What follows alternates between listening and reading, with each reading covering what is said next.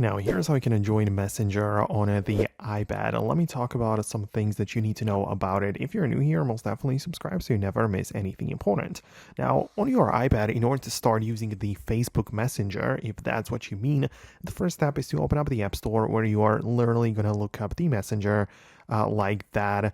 And you will be able to download the app, which is from Facebook, of course. If there is an update available and you already have the app, make sure you update it so you get the latest version, right? But that is basically what you need to do about it for the first time. Once you have the application installed, what you have to do is to locate it on your iPad, no problem, and get inside of the application. Then what you see kind of depends on what is the situation for you. If you've been using like Facebook on your iPhone, then at the iPad, then it's going to ask you to basically just continue as that profile if you have used Facebook already. But if not, you can click on "This isn't me" below, and it's just going to ask you to join the Messenger in some other way, right? So it might ask you to sign in with your phone number or email, and then type in the password. But also, if you have never used Facebook Messenger before, you can click on create a new account, and this is going to ask you to like open up the browser and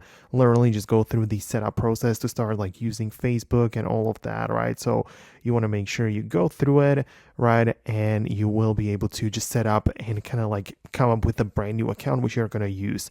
So that is how it kind of works. Let me know what you think below. Most definitely subscribe so you never miss anything important, and I'll see you later.